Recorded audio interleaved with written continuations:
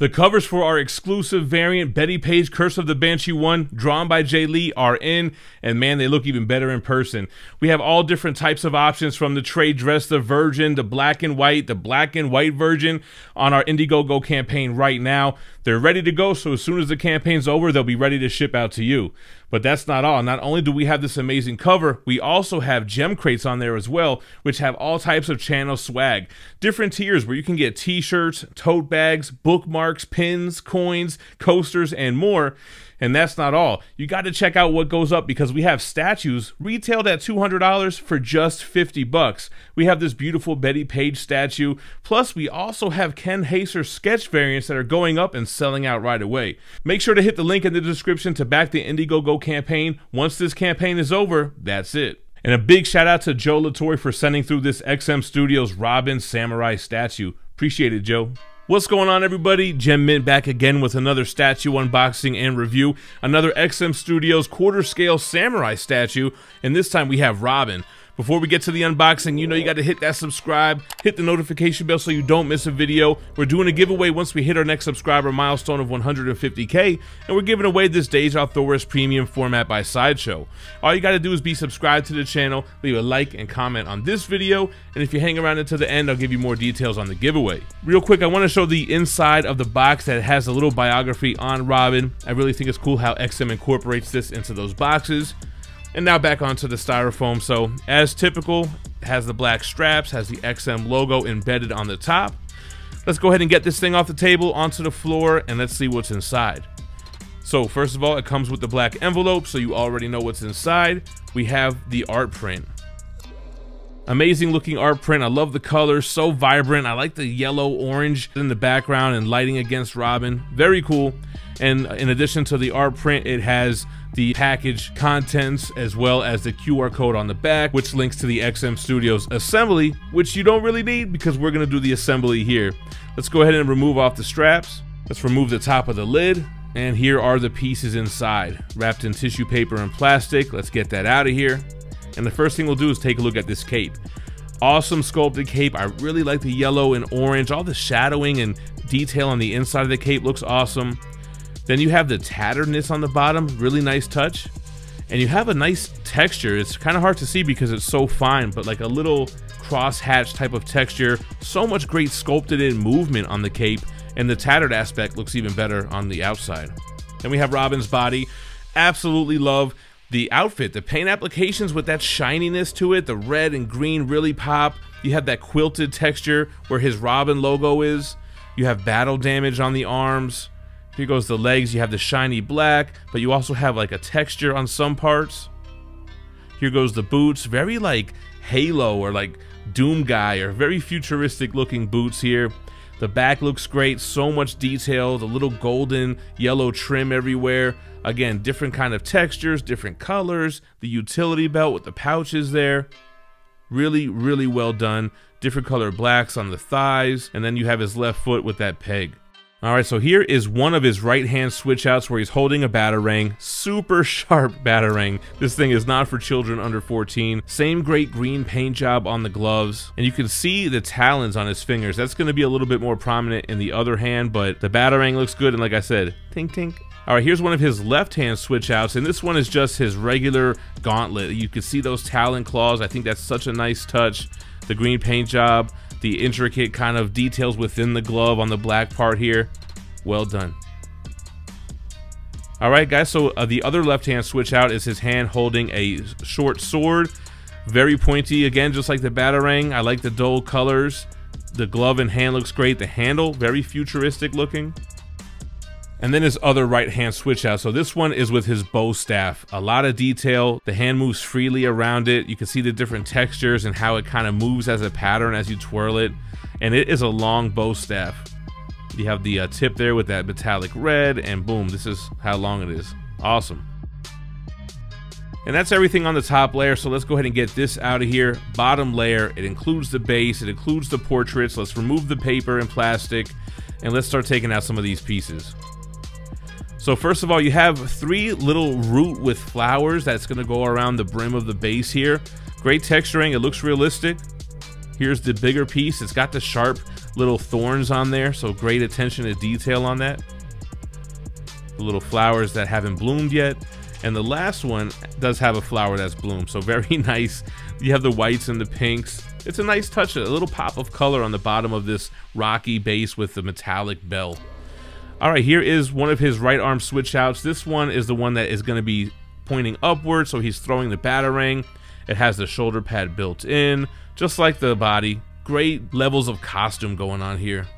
And then the other switch out arm. This is going to be where the bow staff keys in. His elbows bent in such a way that the bow will be over his back. But again, the intricacies in the sculpt, amazing. And then there's a shoulder pad for his left shoulder, since that one, I guess it was made to be a secondary piece, but the paint looks great, the battle damage. There's even battle damage on the inside of it, which you don't even see. Then we have a piece of wood that's going to go on the base. It's broken, highly detailed. The sculpt makes it look like a real piece of wood. You have this kind of wrapped fabric around here, which is sculpted. The metallic ends. There goes the notch with the magnet. Nice touch of realism here. And speaking of realism, these portraits. So there's 3 of them. Now, they must have done something different with the skin tones. It has like a translucency to it. It almost reminds me of Prime 1 Studio stuff. The scalp on his head with that buzzed hair looks awesome. So realistic with the shade of black to kind of show the roots of his hair. So impressed with the skin tones here. The hair up in a little bun, got some streaks of blue. Man, the portraits are on another level for XM Studios. Here's a portrait with more of a traditional Robin mask, just covering his eyes. He's got that confident smirk. Again, you can tell that skin tone like has some translucency. It looks like it's gonna be like that medical grade silicone, like those life-size busts, but it's sculpted cold cast porcelain. And finally, the hooded, what I would like to call the Damian Wayne looking portrait. Same great attention to detail on the face and the mask, but then you have the hood with that nice texture in there, the folds, the gold lining. You even have the great paint job with the shadowing. They did something different with these portraits, and it works. Then lastly, we have the large base, like I mentioned, it being a bell. Let's go ahead and get it out of the box. We'll get it on the turntable for a better look. So I love the color of the metal bell. You have that teal oxidization going on here. You have these little sculpted in snakes and other design features on the bell. You have more pieces of wood, the same type of red wood that we saw on Nightwing's base. And of course, we have the brown wood that we're going to key in there during the assembly. But so much detail packed into here, a little bit of destruction going on. It's got battle damage on the bell as well. It has a nice bronze shine to it.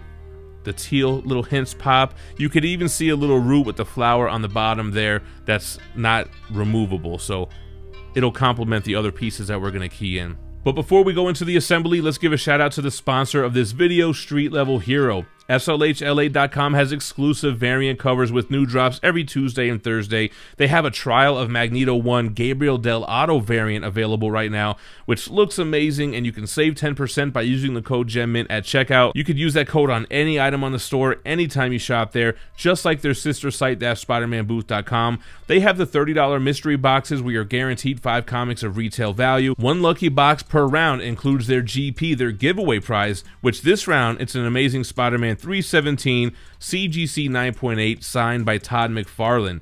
Use code GEMMINT to save 10% anytime you buy a box there. This round ends on August 4th. All right, on to the assembly. We're going to put that big piece of wood in first, make sure that's secure, and then we're going to go on to the vine. So this vine kind of hugs around the wood. There's a little keyhole where it'll notch in.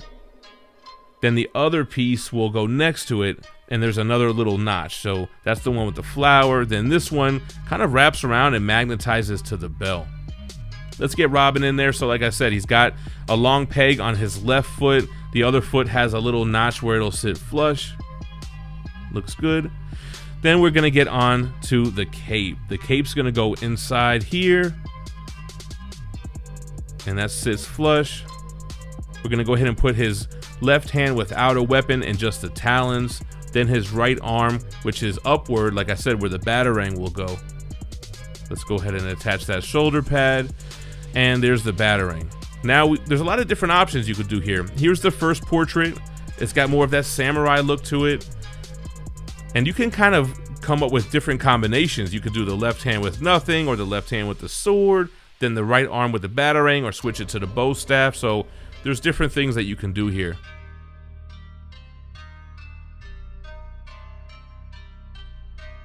All right, let's go ahead and change out the left hand to the hand holding the sword, and then we'll switch out the portrait and leave the batarang there, and we'll take a look and see how this looks.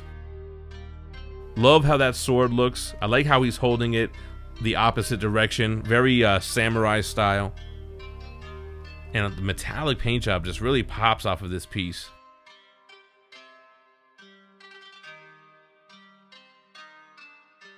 All right, let's switch out that right arm. We'll put the bow staff over his back, and we'll put the hooded portrait on. And honestly, I think this is my favorite look. I love the hooded look. I like him brandishing both weapons. He looks like he's ready to jump into action. Nice looking piece.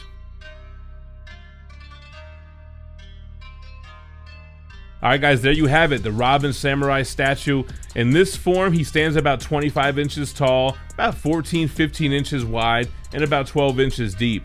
Now if we switch out the bow and put the batarang in his hand, that's going to make him just shy of 26 inches tall. Now this only had an edition size of 358 pieces. It retailed around 1115 USD. And I gotta tell you, the Nightwing was impressive. I think I like this Robin even more. Just the colors, man, the red and the green, they really pop. I love the detail in the costume design. The sculpted cape looks amazing.